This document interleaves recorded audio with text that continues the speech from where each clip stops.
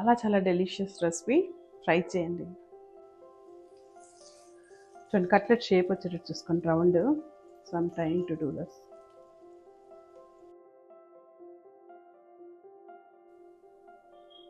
So మీరు కూడా try చేస్తారు కదా, క్రేజీ ఉన్నాయి ఇవి.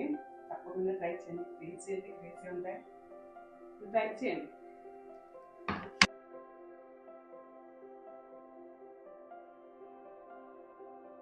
ఈ రోజు నేను చేయబోయే recipe monsoon special beetroot cutlet అండి. మనం ఏం చేసినా టేస్టీగా ఉండాలి and at the same time హెల్తీగా ఉండాలి. సో చూద్దామా దానికి కావాల్సిన ఇంగ్రీడియంట్స్ ఏంటో.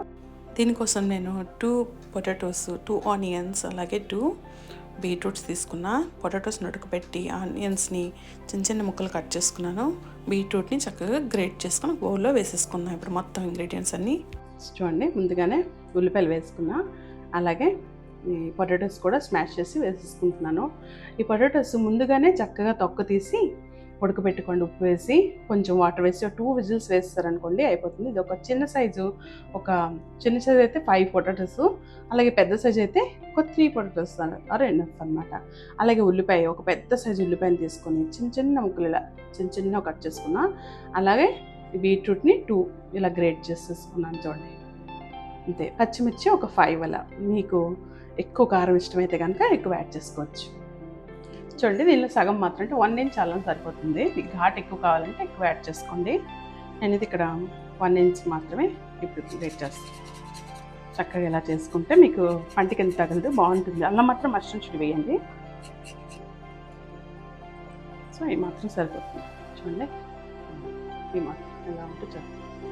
పొటాటోస్లో ఆల్రెడీ నేను సాల్ట్ ఆల్రెడీ వేస్తాను కాబట్టి, అండ్ బీట్రూట్లో కూడా కొంచెం ఉప్పు ఎక్కువ ఉంటుంది, ఉప్పును అండ్ స్వీట్నెస్ కూడా ఉంటుంది. సో అందుకే కొంచెం తక్కువ వేద్దాం. సో ఇక్కడ నేను ఒక హాఫ్ స్పూన్ మాత్రమే వేసాను. ఇక్కడ చూసుకోండి, ఒక హాఫ్ స్పూన్ ధనియా పొడి కూడా యాడ్ చేద్దాం. ఒక హాఫ్ స్పూన్ జీరా పొడి కూడా యాడ్ చేద్దాం. జీరా పొడిది ఇంకా జీలకర్ర వేయక్కర్లేదు. అట్ లాస్ట్ ఇక్కడ ఒక 2 బిగ్ సైజ్ స్పూన్ అనమాట, కంప్లీట్ స్పూన్, 2.5 వేద్దాం. చూద్దాం, ఇంకా సరిపోతే మళ్ళీ యాడ్ చేయాలి. ఫైనలీ కొంచెం వంట సోడా వేద్దాం. సో ఇప్పుడు మనం చక్కగా మిక్స్ చేసుకుందాం.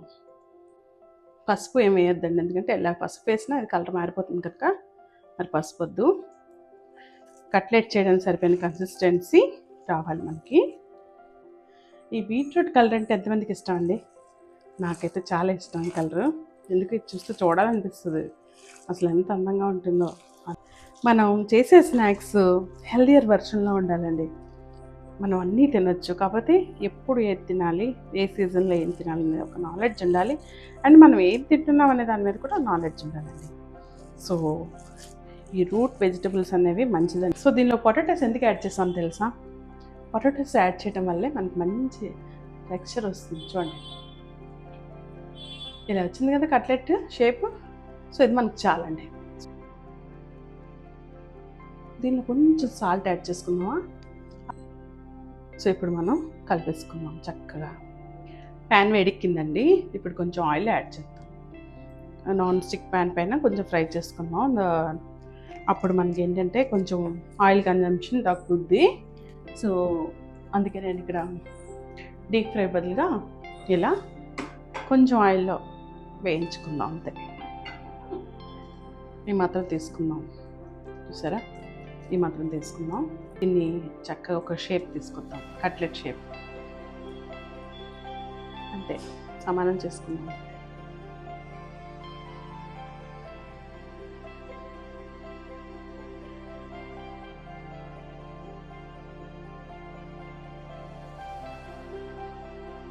ఇలా మూత పైన దీన్ని సెట్ చేసుకోండి. గారెలు చేస్తాం కదా అలా. ఓకే, చూడండి ఇలా ఉండి చేసుకోవడం. తర్వాత బ్రెడ్ క్రమ్స్లో వేసుకోవడం అండ్ పెనం పైన పెట్టడం, అంతే. Very simple. ఓకే,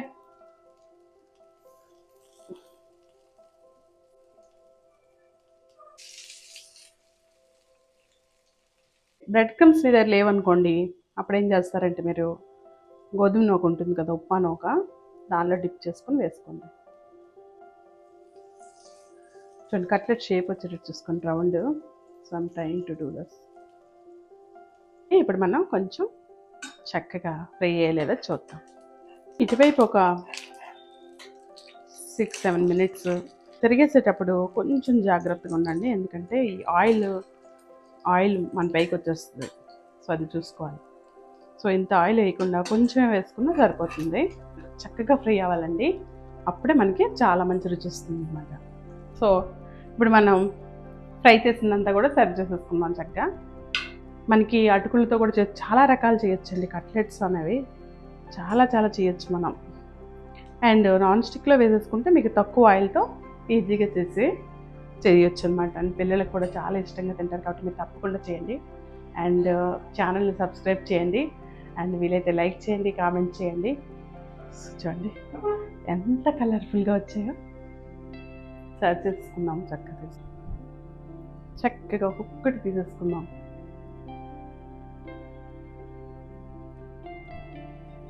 బయట వర్షం వస్తుంటే ఇలాంటి కట్లెట్స్ తింటే ఉంటుందండి. చక్కగా టమాటో కచప్తో తినొచ్చండి. Otherwise you can make green chutney.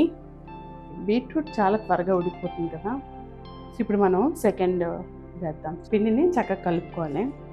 చూడండి ఇప్పుడు మనం ఇంకో సెకండ్ ఇది వేద్దాం. ఇప్పుడు ఇంకోటి వేద్దామా? Wow, this one is very good. ఇప్పుడు మనం నెక్స్ట్ కూడా వేద్దాం. చాలా ఈజీగా చేయొచ్చండి ఇది ఎప్పుడు ఒకేలా రోటీస్ అండ్ రైస్ అలా కాకుండా ఇలా ట్రై చేయండి కొత్తగా. ఒకటి పెద్దది వేస్తున్నాను, ఒకటి చిన్నది వేస్తున్నాను. ప్రొఫెషనల్ కాదు కదా మనం, హోమ్ కుక్ కాబట్టి కొంచెం అటు ఇటు అయినా పర్వాలేదు.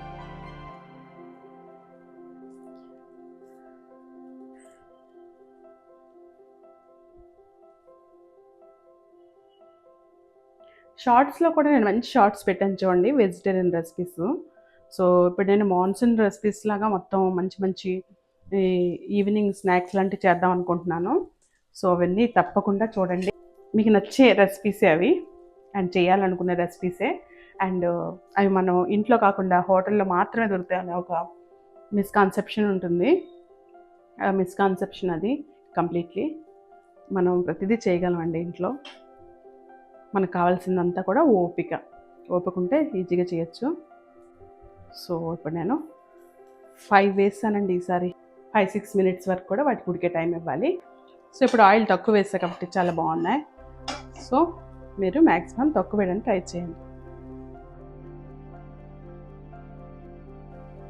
చూడండి చక్కగా మంచిగా ఇది అయిపోయింది చూసారా. ఇలా ఉంటే చాలు మనకి. మనం 10 మినిట్స్ ఫ్రై చేసాం. సో ఉడికిపోయి ఉంటాయి, తీసిద్దాం. చూడండి ప్లేటింగ్ చేసుకోండి. ఇది ఈవినింగ్ స్నాకే కాదు, డిన్నర్ ఆప్షన్గా కూడా మీరు చేసుకోవచ్చు. డిన్నర్ ఆప్షన్గా కూడా వెరీ గుడ్ ఆప్షన్ అండి ఇది.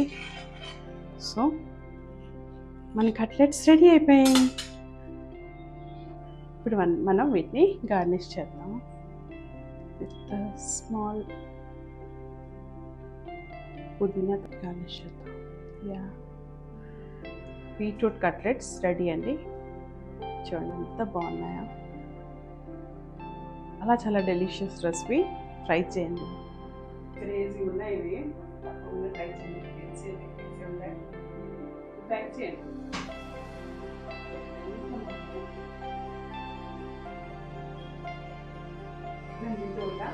మీరు నా వీడియో చూసి నచ్చితే కనుక లైక్ చేయండి, షేర్ చేయండి, సబ్స్క్రైబ్ చేయండి.